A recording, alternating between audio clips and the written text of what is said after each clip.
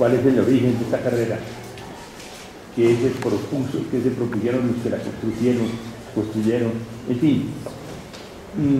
Carlos Niño ha estudiado la carrera 10ª y próximamente sale un libro de más de 300 páginas sobre la carrera 10ª.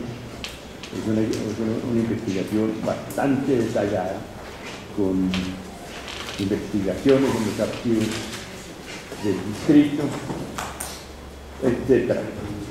Carlos Niño es arquitecto, profesor de la Universidad Nacional, hoy jubilado de la Facultad de Arquitectura, pero es ante todo, o su trabajo sobre todo, es el de historiador de la arquitectura.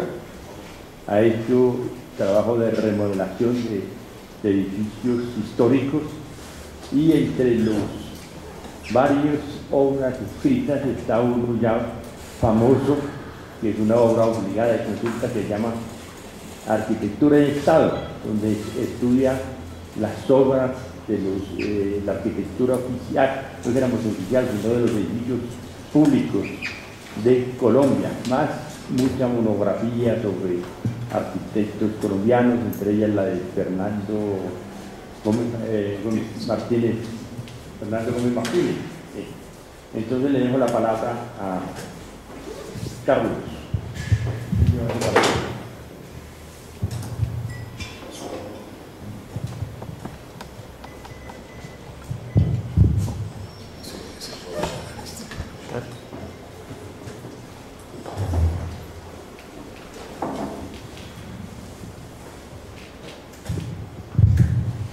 Buenas noches.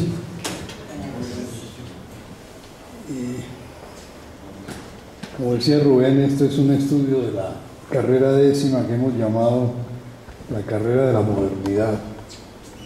Yo he participado en el seminario que dirige Rubén, en el anterior también, en el de López Pomarejo, y en este de Laureano Gómez he escogido este tema que espero que al final estén ustedes de acuerdo que por lo menos tiene que ver con el asunto del seminario. Quizás no haya hecho Bogotá una obra urbana de mayor envergadura y dificultad, donde había una estrecha calle colonial de 8 metros de ancho, abrir una avenida de 40 metros con amplios andenes y separador central, y hacerla desde la calle 28 en el Centro Internacional hasta la calle Primera en el Hospital de la Ortúa, y luego prolongarla hasta la avenida 1 de Mayo y la calle 27 Sur. Esta nueva vía vería luego surgir en sus paramentos grandes edificios con una arquitectura moderna excelente, donde se ubicaron las grandes compañías para convertirla en el centro financiero del país. Pero eso sucedió en años de guerra y violencia, en que Colombia se sumergió en la vorágine de guerras partidistas, de pájaros y chulavitas, de dogmático y ciego sectarismo. Un momento en el que contrasta el avance de la industria y la modernidad de la arquitectura con el retroceso político de una nación que enceguecida se mataba sin razón. ¿Cómo se explica esa coexistencia o esa contradicción? A la historia urbana corresponde estudiar y analizar los fenómenos de la ciudad en su formación y despliegue cronológicos mediante una articulación de los hechos sociales y su concreción en el espacio urbano. Pero se trata de leer un pasado que aún habita en el presente como una pasarela de recuerdos por donde caminamos insomnes, una realidad onírica y del tiempo con muchas capas superpuestas, un palimpsesto que va dejando huellas de su paso en el tiempo, y esa es su gran dificultad y a la vez su riqueza y atractivo. Son muchos los casos históricos en que la historia urbana dibuja la evolución y el significado de construcción de alguna calle principal e influyente en la vida urbana y cultural de una nación.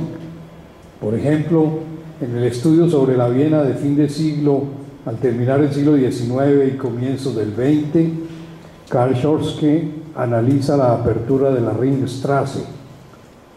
El autor sigue los avatares de la política en las diferentes coyunturas en que surgen los proyectos urbanos y los edificios, con sus gobiernos, poderes, alianzas y sus significados particulares, con sus tipologías y estilos adoptados.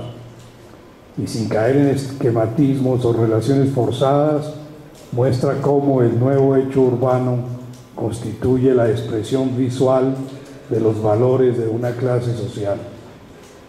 De igual manera, el ensayo de Marshall Bergman sobre la avenida Nevsky en San Petersburgo nos enseña mucho sobre cómo hacer historia urbana desde la mirada a una calle. Rusia no se había modernizado y más bien mantenía una economía estancada y notable atraso en la población, pero construye una ciudad con líneas de modernidad, y eso lleva al autor a hablar del modernismo del subdesarrollo. Pedro I impone la idea de crear una nueva capital y la erige sobre los difíciles pantanos del Neva, como la imposición de un proyecto moderno sobre la naturaleza dominada. Bergman sigue su texto tras las pistas de la literatura y ve la Nevsky Prospect como un teatro político, un espectáculo para los ciudadanos que actúan u observan la vida y la comedia urbana. Seguimos con él 2 siglos de una ciudad y una calle, donde se da una modernización surreal, producto del irrealismo del programa de Pedro el Grande, para renovar desde arriba un país estructuralmente atrasado, mientras que abajo, en el subsuelo, brotan inéditos experimentos de modernización y de gran sentido literario, artístico y político. De ese tercer mundo es la modernización de Bogotá, en cuyo proceso resalta a finales de los 40 la apertura de la carrera 10ª, como una palanca para el desarrollo de la ciudad, como una arteria para comunicar los nuevos desarrollos entre el norte y el sur, y además para dar cabida al nuevo y creciente tráfico automotor. Fue una difícil empresa que debió sobrepasar muchos obstáculos, edificios y prejuicios, paredes mentales y de ladrillo, propiedades y enredos de todo tipo. Su concreción fue campo permanente de la tensión entre tradición y progreso, entre conservación del patrimonio y renovación edilicia. Allí se instalaron las oficinas de las grandes empresas, los gremios, los bancos y las aseguradoras, o sea, la élite social y financiera que así construyó su centro financiero con el lujo y confort que permitían edificios y entornos modernos. Un título que se llama La modernización de Colombia 1945-60. La burguesía surgida desde comienzos del siglo XX en la economía cafetera, con tradiciones señoriales, marcó la personalidad del país y de su política. Los ingresos cafeteros irrigaron a una capa amplia de la población por tratarse de un cultivo en el que no solo los dueños de las grandes haciendas se beneficiaron de un producto comercial. Esto creó una nueva masa de población con acceso al dinero y a la educación que ya no dependía de relaciones patriarcales de protección y explotación. Unos campesinos pasivos y sumisos ante la autoridad en los comienzos del siglo, que cultivaban para su subsistencia y por lo general en terrenos ajenos, se transformaron debido a unos ingresos constantes y efectivos para volverse más autónomos y quizás modernos. Entre 1945 y 60 continuó el crecimiento económico del país y el proceso de sustitución de importaciones. Después de la Segunda Guerra Mundial, la producción de bienes intermedios y de capital se aceleró. Entre 1950 y 60, la industria colombiana creció casi en un 90%. La banca internacional apoyó al país con crédito y se hicieron propuestas de planeación económica, entre las que descuellan el Plan Nacional de Obras Públicas 1947 y el Plan Kerry 1950.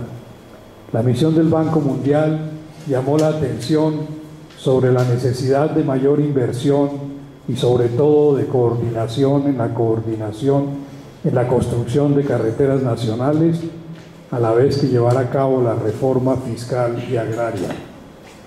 Dada la elevada inflación que aquejaba al país, la élite y las directivas nacionales atendieron muchas de sus recomendaciones con la esperanza de controlar la inflación y lograr la estabilización monetaria. El precario estado de la red viaria persistía y afectaba el comercio nacional. Por tanto, el ministro de Obras Públicas, Jorge Leiva, logró aprobar el Plan de Obras Públicas con 3 objetivos principales: los puertos marítimos, los ferrocarriles y las carreteras. Los bancos apoyaron la agricultura comercial, lo que diversificó la producción diferente al café, arroz, algodón, sorgo, ajonjolí, azúcar, y poco a poco se olvidó toda posibilidad de reforma agraria. De esta manera se trazó otro rasgo de nuestra modernidad: campesinos minifundistas en subsistencia con precarios niveles de vida, latifundios dedicados a la ganadería, con propietarios ausentes que manejan sus fincas por medio de mayordomos, y en algunas áreas especiales, agricultura industrializada y para la exportación. Mientras tanto, mucha gente emigró a las ciudades a engrosar las filas del desempleo, el rebusque y el empleo informal, todo bajo el poder simultáneo y a veces combinado de lo señorial y lo mafioso que se incrusta de manera progresiva en el país. Entre 1930 y 46 se calentaron los ánimos y la lucha por los cargos exacerbó cada vez más la lucha partidista. Entonces, ¿cómo es posible que se logre un desarrollo de la economía tan notable en tiempos de guerras? ¿Cómo explicar que la dirigencia dijera que el país va mal, pero la economía bien? El historiador norteamericano James Henderson, en su estudio sobre la modernización en Colombia, plantea que no existe una paradoja real en aquello, pues desde la década del 30 los gobiernos liberales habían venido prestando atención a las políticas económicas. Por la misma razón, se preocuparon por el bienestar de la economía, ante todo en el tema cafetero e industrial, como mecanismo de desarrollo y progreso de la nación. Las élites se habían unido para desarrollar sus empresas mucho antes del Frente Nacional, y ahora, en tiempos aciagos, dejaban que un grupo minoritario llevara la política y se ahogara en esas luchas violentas, mientras ellos continuaban en la consolidación de sus grandes negocios e hicieron muy buen manejo económico. La tesis de Henderson. En 1948, con el asesinato de Gaitán y las revueltas que le siguieron, las clases altas presenciaron con horror la protesta y, como lo habían hecho después de la Guerra de los 1000 días, comprendieron la necesidad de apaciguar los ánimos, superar las diferencias y hacer un pacto de reconstrucción, así fuera dentro de su exclusivo círculo. En política, el armisticio de la cúspide no duró mucho, pero en lo económico nunca se rompió.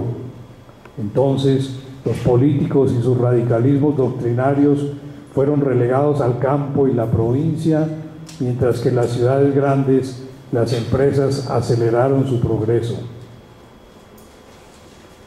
Entre tanto, las minorías pudientes, herederas de las bonanzas cafeteras o del impulso estatal a la industria, venían desde el principio del siglo en un proceso de organización en gremios y asociaciones. Los gremios hicieron posible una relativa unificación del país al vincular las élites regionales a través de sus nuevas asociaciones comerciales. También introdujeron un cierto pluralismo al primar las pautas de la empresa y el negocio para permitir algún intercambio en momentos de estado de sitio. Ellos hicieron lobby ante las cámaras para lograr las leyes que requerían sus empresas, así como para presionar ante el gobierno por medidas económicas que apoyaran y propiciaran sus ganancias. Las sedes principales de muchos de estos gremios se construyeron precisamente sobre la carrera 10ª. La avenida fue el lugar donde pregonaron su poder y potenciaron sus ganancias. Esta nueva vía quedaba a solo 2 cuadras del centro tradicional y conectaba con inédita fluidez el centro con el norte y el sur. Era una arteria que representaba el progreso, el empuje de una dirigencia que mostraba ser capaz de lograr el desarrollo y su integración con los mercados internacionales. Los buenos precios del café y las ganancias de la agricultura comercial, de la industria creciente y de las entidades financieras sustentaron el auge económico y posibilitaron los capitales requeridos para levantar tan grandes edificios. Y tuvieron muy buenos arquitectos. A pesar del crecimiento de la economía, Fernando Guillén habla de la persistencia en el desarrollo de comienzos del 20 de la estructura elitista de la sociedad. Pues aterrados por la violencia, los 2 partidos se unieron en una alianza republicana, en una extraña superposición de esa base mental hacendataria con modernización capitalista y tecnológica, en una sociedad regida por una minoría en que persisten los prejuicios de sangre y de buena familia. Además, la fe religiosa presente en las disposiciones del Estado, sin posibilidad de un debate político producto de la imposición del dogma y no de la discusión o del disenso, todo muy opuesto a una mentalidad moderna y burguesa.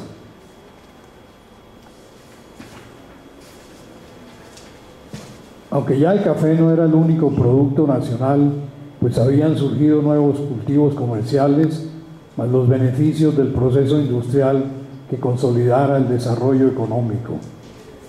La economía pasó pues de ser rural a urbana entre 1945 y 1985 en un proceso de desarrollo que permitió la acumulación de capital privado y social más importante de la historia del país.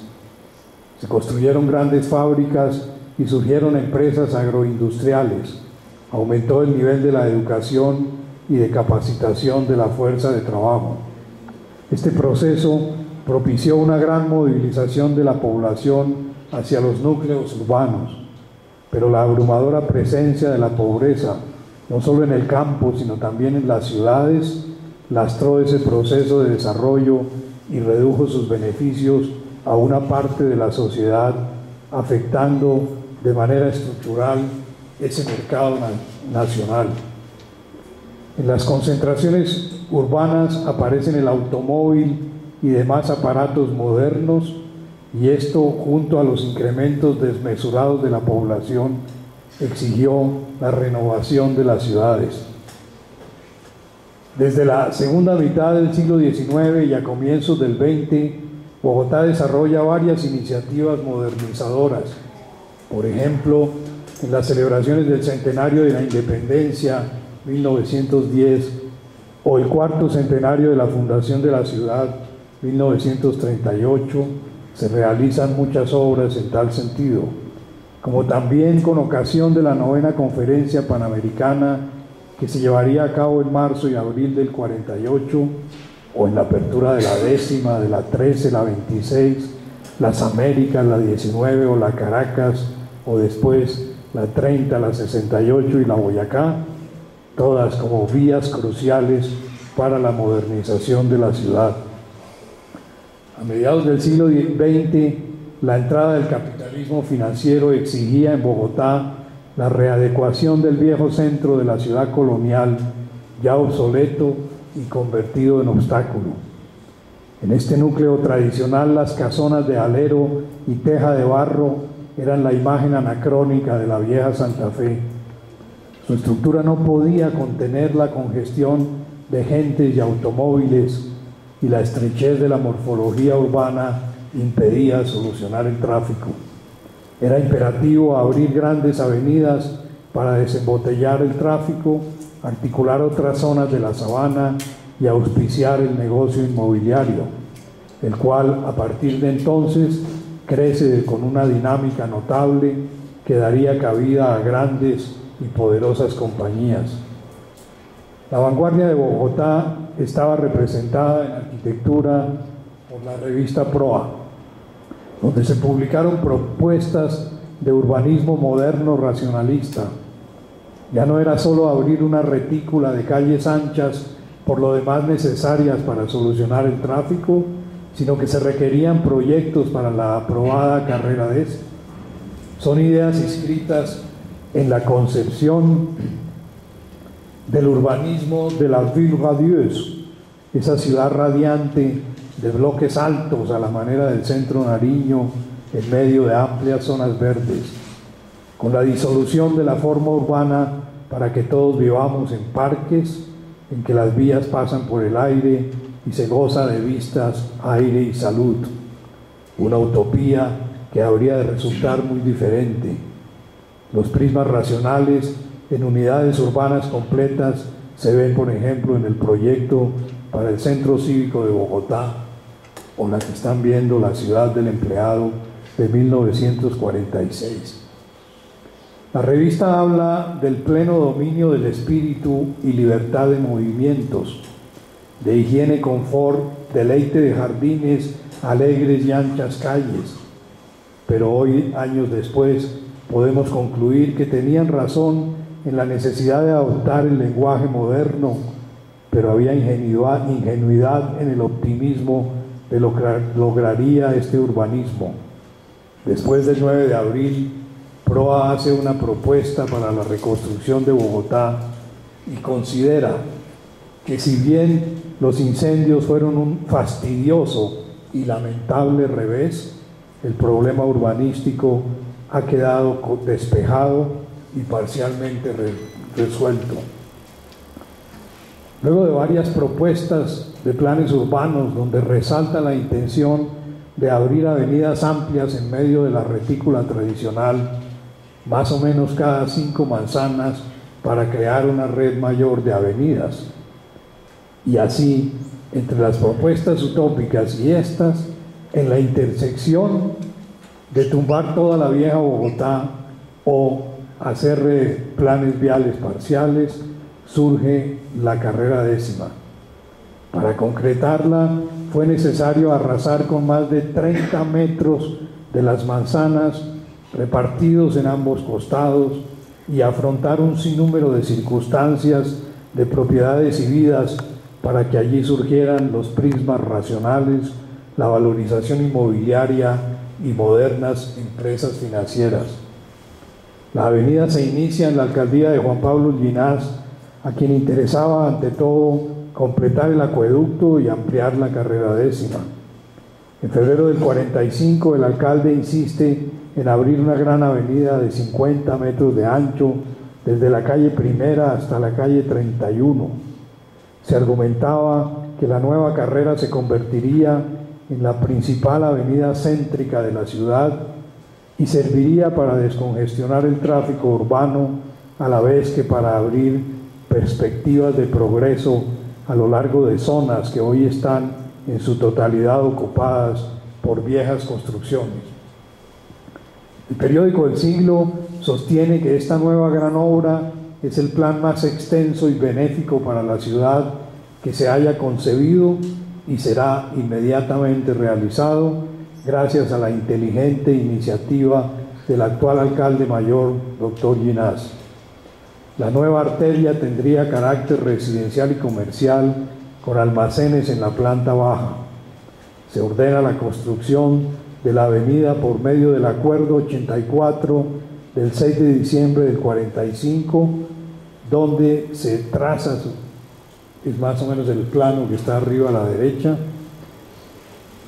trayecto que iría de la calle 26 Sur por el barrio 20 de Julio el río San Cristóbal hasta el Hospital San Juan de Dios, de la calle Primera a la calle Séptima, donde se mejoraría la Plaza de los Comuneros, y luego hasta la calle 20, donde comenzaría el trayecto norte para llegar hasta la calle 25.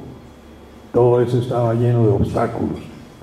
Se dispone que haya un ancho de 40 metros, estacionamiento en sus dos costados y demoler sobre todo el costado occidental. Para marzo del 48 ya habían desaparecido ante el empuje demoledor del alcalde Fernando Masuera las casas entre la avenida Jiménez y la calle 15, la foto que está a la izquierda arriba, donde había numerosos negocios de batán. Se decía antes de la salida del alcalde que ya estaban echadas las bases de la nueva avenida, que quien llegara como sucesor suyo tendría que continuar la construcción de la espléndida avenida. La nueva avenida se traza entre dos polos. En el sur, el moderno Hospital de San Juan de Dios en La Ortúa, donde la arquitectura racional del nuevo edificio permitiría un nuevo proceso curativo, diferente al de pabellones que curaban por el aire para purificar el ambiente, y ahora concentra a los enfermos en bloques elevados para la cura farmacéutica, los complejos de cirugía y los consultorios para la comunidad. Y en el extremo norte, en inmediaciones de San Diego, el Hotel Tequendama, con todas las comodidades e instalaciones de la nueva hotelería, administrado por una empresa norteamericana, con instalaciones anexas como griles, restaurantes, lobby, salones de reunión y locales comerciales. El 12 de octubre de 1951 ya se inaugura el tramo desde la avenida Jiménez hasta el Parque del Centenario en la calle 25, y ese mismo día se publica un plano para la glorieta que se construirá en el cruce de la calle 26. Ahí ven el primer plano, la Plaza de Toros, el Parque del Centenario y la carrera 10ª todavía chocando en la calle 23, donde se impedía su paso por una manzana grande. Las demoliciones pronto afrontan dos situaciones que se convirtieron en focos de atención del proceso de construcción: el problema de la localización central de las plazas de mercado y la demolición de importantes construcciones históricas. En el primer caso, la plaza de mercado central no trae señalador. Los puntos rojos marcan el curso de la avenida. En la parte baja se ve la ciudadela de San Juan de Dios. A la altura de la Plaza de Bolívar, donde está el otro punto rojo, estaba la Plaza de Mercado de la Concepción. Pasando la Jiménez, el siguiente punto rojo, y ya lo que es la calle 20, se ven tres bloques de la Plaza de las Nieves y cómo terminaba en la calle 23, lo que hasta entonces se estaba abriendo. La Plaza de Mercado Central y la Plaza de las Nieves fueron el blanco de discusión acerca de la salubridad y la higiene. Se decía que la ciudad debía decidir si continúa acomodándose a la ubicación absurda de las plazas de mercado y acepta por consiguiente las consecuencias desastrosas que su presencia entraña para la ciudadanía, pues en aquel lugar en donde parece que se han dado cita para agravarlo todos los problemas: la delincuencia en todas sus manifestaciones, la falta absoluta de higiene tanto en la plaza como en los expendios de chicha, de prostitución clandestina con grave peligro para campesinos incautos, o si por el contrario Bogotá quiere extirpar aquel centro de todos los males. Al mismo tiempo, el espectador habla de eliminar el foco de infección, ese espectáculo pueblerino de suciedad repugnante por todos los conceptos que a diario contemplamos en el corazón mismo de la urbe. Un deplorable espectáculo, decía en 1946, en julio, que si no se corrige será presenciado por los asistentes a la Conferencia Panamericana. Ambas plazas serían reemplazadas por una nueva central de víveres que nunca se construyó. La demolición de la Plaza Central se inició en 1952 con el primer pabellón, aunque la realiza completa 2 meses después del gobierno de Rojas Pinilla, y la de las Nieves en julio de 1950. Ambas plazas desaparecen definitivamente en agosto del 53. A comienzos de octubre ya se anuncia la venta por parte del municipio del lote de la antigua Plaza de las Nieves, y en diciembre se venden 2 de los 12 lotes en que se ha dividido el predio. El segundo tema conflictivo fue el de las iglesias de Santa Inés, San Juan de Dios y San Diego. A la derecha arriba ven la glorieta del Parque del Centenario con el templete del Libertador, que después se llevó al Parque de los Periodistas. Ya aparece San Diego y el Hotel Tequendama, y en la imagen de la derecha se está demoliendo el edificio Salgado en la calle 12, es una vista hacia el norte y ya hay varios edificios sobre la avenida. También son problemáticos la obstrucción que hace el edificio del CITER Restrepo en la calle 22 y el edificio Salgado en la calle 13. El primero en ser afectado fue el conjunto de San Diego, y a partir de 1951 se emprende la construcción hacia el sur de la avenida Jiménez. Lo más conveniente, sostienen las autoridades, es que el tramo sur no sea en zigzag, sino en línea recta, por lo cual deben afectarse el edificio Salgado, las iglesias de Santa Inés y San Juan de Dios. De manera inmediata reacciona la Sociedad de Mejoras y Ornato de la ciudad.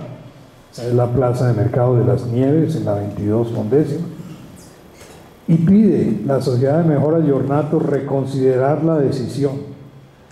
Las 2 iglesias, esta es la iglesia de Santa Inés, más o menos a la altura de la calle 10ª con la 10ª de hoy,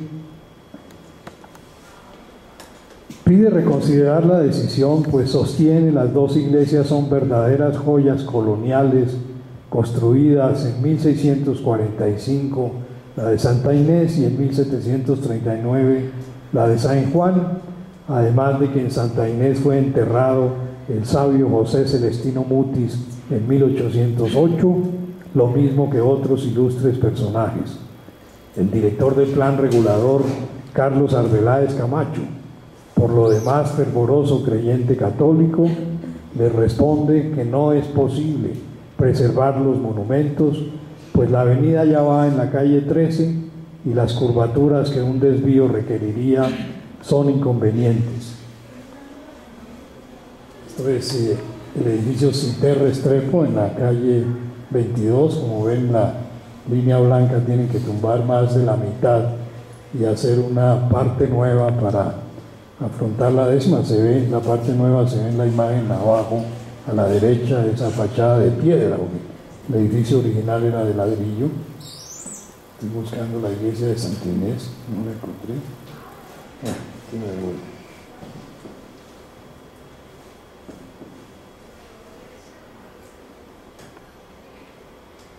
Bueno, aquí abajo a la izquierda ven la carrera 10ª ya con los 40 metros de ancho, la calle 10ª, la presencia todavía de la iglesia de Santa Inés, y ya la avenida sigue hasta la calle 7ª por el sur. Será un debate de varios años que comprometerá a todos los ciudadanos. Para unos, San Juan de Dios con sus 3 naves, sus altares barrocos y sus obras pictóricas, y Santa Inés, la del alfarje mudéjar y el arco toral más hermoso de Colombia, serán la pausa lírica y mística del tiempo antiguo, 2 relicarios que puede llevar en el pecho la Avenida del Libertador, porque en tiempos de su construcción se llamó la Avenida del Libertador aunque terminó por llamarse Avenida Fernando Masuera. Aún años después, Javier Arango Ferrer protesta y dice: la codicia que raciocina en cifras sobre la topografía de la valorización en el burgo mismo trazado por el conquistador ha hecho de la historia un valor negociable. Vano será en la fenicia avidez que un claustro o un histórico caserón ostente méritos arquitectónicos o valores de más sutil captación para que sea respetado por el urbanista, el negociante o el constructor. En realidad, la iglesia no tenía valor, pienso yo, lo vemos abajo a la derecha. Por lo menos arquitectónico, porque de los más piadosos no alcanzo a captarlos yo, como la dulzura y piedad de la fachada, pues más bien parecía un feo edificio de apartamentos con espadaña, cuya torre la había perdido desde el terremoto de 1743. Pero ya la avenida venía y no justificaba que se detuvieran allí, obstaculizando el progreso de la ciudad, deteniendo los automóviles que pitaban frenéticos para que se diera vía libre al mundo tecnológico e industrial. En octubre se anuncia que se logró conservar la iglesia de San Juan haciendo una curva ligera, pero no fue posible salvar la de Santa Inés, 1951. La polémica ya no era si pasar o no la avenida, sino si debería hacerse un desvío que conservara la iglesia. La iglesia de San Juan no era problema, pues la avenida podía pasar de lado. Santa Inés sí lo era, estaba en el curso medio de la avenida. Hacer una glorieta hubiera requerido demasiado terreno para su amplio giro y realizar un desvío para cada calzada y continuar la avenida hacia el sur. Por otra parte, las negociaciones para la afectación parcial de la Cité Restrepo se iniciaron en 1949, un conjunto que en el que 45 de los 90 apartamentos debían ser demolidos. El 2 de agosto del 49 se publica la nueva fachada que tendrá el conjunto, terminada por Tejero y Blumenthal. Las demoliciones concluyen en marzo del 51. Fue asimismo publicitada la negociación del edificio Salgado. No sé si está, no. Así está. Es ese que ven al fondo cuando ven caminando de sombrero y de vestido negro a Ospina Pérez y de sombrero y paraguas en la mano a Masuera. Y al fondo el edificio Salgado, la calle 13.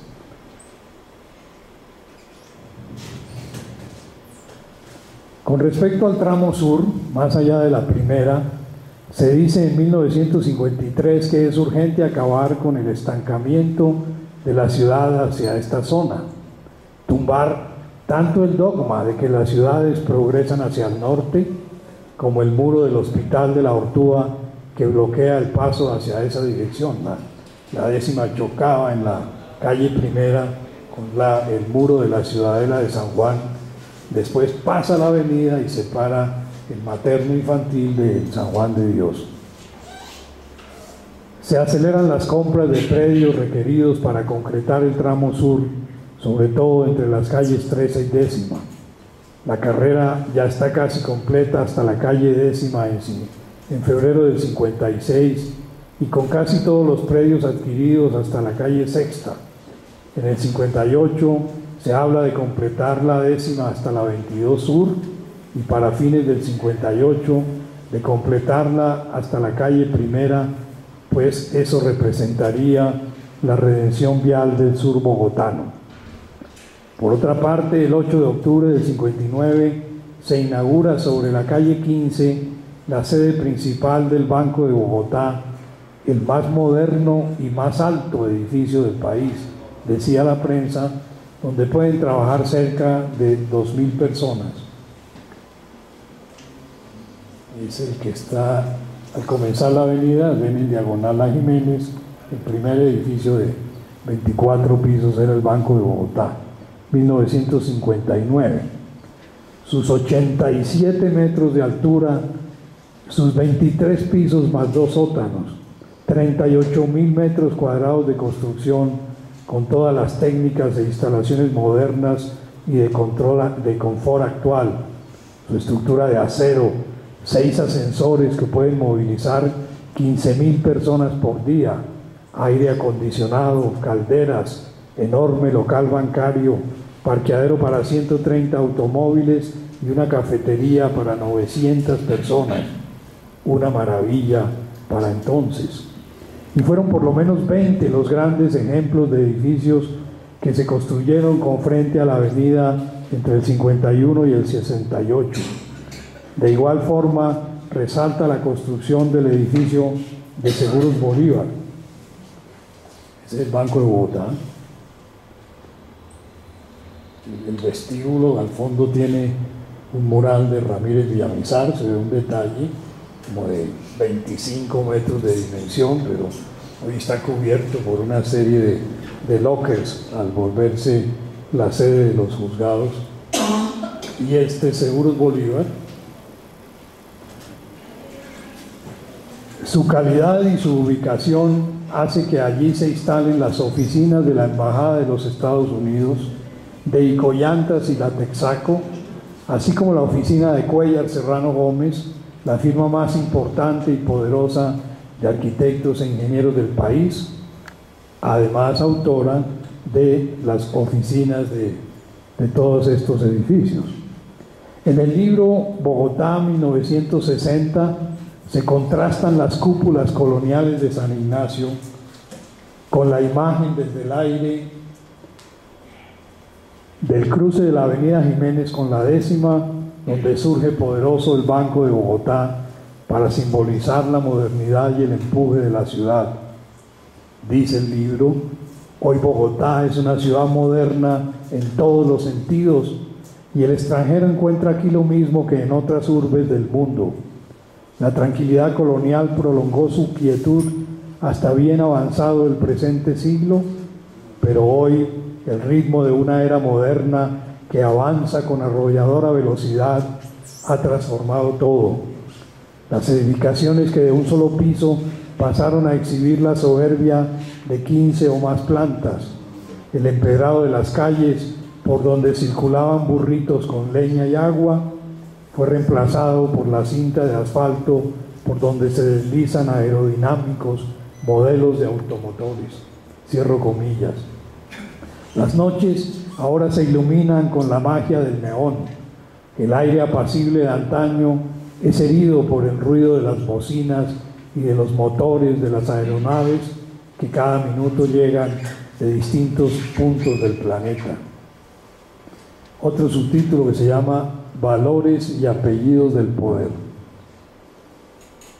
Un mecanismo financiero fundamental para la construcción de la carrera 10ª fueron los títulos de deuda interna municipal llamados bonos de progreso urbano, también conocidos como bonos pro urbe o BPU. Se trataba de títulos de deuda emitidos por el municipio por determinado valor en pesos que permitía realizar transacciones con particulares a quienes se les compraban los bienes inmuebles requeridos para adelantar las obras de la avenida. La ciudad realizaba el pago con estos documentos que representaban una deuda pagadera a 20 o 30 años al particular. El municipio se comprometía a pagar intereses trimestrales del 6% anual y a realizar sorteos trimestrales en los cuales quien resultara favorecido recibiría el pago inmediato del total de la deuda. Los demás continuarían recibiendo sus intereses. Los bonos podían ser utilizados para pagar obligaciones tributarias como la valorización, lo mismo que el titular podía negociarlo en la bolsa o venderlo o permutarlo o adquirir a otros que lo adquirían a menor precio del normal. La construcción de la carrera 10ª evidencia cómo, mediante las operaciones urbanas, la ciudad es un rey Midas que crea riqueza con solo tocar sectores. pues sus disposiciones valorizan, integran, abren posibilidades, desatan o motivan inversiones, prestigios y valores. El problema está en quién se apropia de esas ganancias generadas, a quiénes y cómo beneficia a la ciudad con sus decisiones y proyectos urbanos. Dicha multiplicación de los panes, o en este caso de los valores inmobiliarios, se capta si se analizan los precios del suelo durante el proceso de apertura de la avenida. Voy a saltar eso, que puede ser un poco tedioso, pero se analizaron 4 momentos: el valor de la casa antes de construir la avenida; segundo, la adquisición por parte del municipio para demoler lo que necesita y volver a vender el resto; tercero, la compra de varios lotes para englobarlos, formar un predio más grande y construir en el cuarto momento un edificio que multiplicaba varias veces el terreno por propiedad horizontal. El cuarto momento es el de la multiplicación del área del lote mediante la erección de edificios en altura. En este momento se evidencia aún más el poder del rey Midas, el que todo lo que tocaba se convertía en oro, pues se logra vender el metro cuadrado hasta 400 veces más de su valor primario. Mediante la separación por pisos, locales u oficinas, se reglamenta la propiedad horizontal y se multiplican los propietarios, aunque en otros casos mantiene la propiedad la empresa constructora. Hicimos un cálculo con las 2 barras verticales. En 1944 el valor de la tierra en rojo y el valor de las construcciones en gris, y en 1970, obviamente asumiendo de una manera muy general, como si se calculara hoy en la Chile entre la Séptima y la Caracas, en rojo el valor de la tierra y en gris el valor de lo construido. En el caso de la décima se encontró que los pagos de valorización que se hicieron fueron relativamente bajos en comparación con el aumento del precio del área construida, lo que indica que la valorización se recuperó en los siguientes años con creces. A la ciudad solo le quedaron exiguos pagos que se depositaron en fideicomisos o en los bonos pro urbe. Con respecto a la valorización, es interesante retomar la protesta de los propietarios en 1960, cuando el municipio planeó construir la avenida de los Cerros. Se definieron unas cifras de valorización que los propietarios debían pagar como contribución, pero estos protestaron e inclusive declararon una huelga de propietarios. Exigieron la suspensión de los cobros hasta la revisión de los plazos y sobre todo las cifras del tributo. El catolicismo señala en 1960 cómo cobrar tan altas cifras, exclama, en un momento en que hay restricciones en el crédito, lo que obliga a gastar en los pagos todos los ahorros, y aún eso no alcanzaría, por lo cual la ruina de los propietarios será inevitable. A su vez, la Cámara Colombiana de la Construcción pide aplazar la providencia mientras se analiza el problema. El concejal Augusto Ramírez Moreno propone al Cabildo modificar el impuesto y sostiene que hay funcionarios que, incapaces de conseguir que los pobres tengan más, entonces les ofrecen el consuelo de empobrecer a los ricos, y para crearse una clientela electoral prefieren que el hambre sea unánime. Conocen ustedes a Augusto Ramírez Moreno. Son personas, dice Moreno, que no conocen las fatigas que exige la tierra y en las que su ignorancia es estéril para la germinación de la riqueza. Sugiere que quizás sería mejor aumentar en un punto el impuesto predial y que, pues la verdad es que las quimeras a 10 años, la valorización de una avenida, no enriquecen a nadie y nadie está dispuesto a pagar impuestos por imaginaciones fantasiosas de los empleados públicos. Además señala Contra la doctrina que está detrás de estos abusos se altivan nuevos temibles compatriotas que la rechazan por su incisivo tipo socialista, que reduce a proporciones mezquinas la propiedad privada y la inventiva y los estímulos al trabajo creador. Hoy estamos en las mismas polémicas con respecto a las plusvalías en la zona norte. Importantes inmobiliarios visitan al alcalde para exponerle la razón de la protesta. El líder de estos, Guillermo Wiesner, argumenta sobre su experiencia en la valorización, que se han tomado datos incompletos con respecto a los ejemplos que para justificarla se dan sobre la carrera décima antes y después de su ampliación. La Oficina de Valorización ha dicho que el valor de los lotes en el sector de San Diego era, cuando se abrió en el 48, de 137 pesos la vara y hoy vale 1,000, que se pagó por valorización 28 pesos, o sea que hubo una utilidad de 834. El tributo de 28 por vara era un 20% del valor comercial y eso es inferior a lo que se cobra hoy en las nuevas avenidas. Recuerden que esta protesta era por la Avenida de los Cerros. Continúa Wiesner argumentando que en el sector central, donde está el Banco de Bogotá, la vara valía 160, pero se dice que hoy la vara allí vale 1.500. Protesta Wiesner, eso no es cierto, dice. En primer lugar, no se ha tenido en cuenta la desvalorización de la moneda, y si el predio les costó a 162 en 1949 y lo venden a 800, habrán obtenido tan solo una utilidad del 500%, mientras que en zonas donde no se abrieron avenidas, como en el barrio El Retiro, la vara era en el 49 a 13 pesos y hoy vale a 130, o sea que se ha valorizado un 1000% sin que medie la apertura de una nueva avenida. Entonces, dice fariseicamente, hubiera sido un mejor negocio comprar lotes allí que en la décima.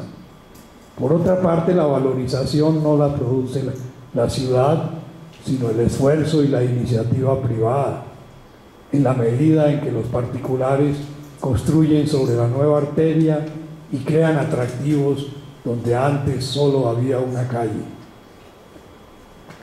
Voy a saltar un poco.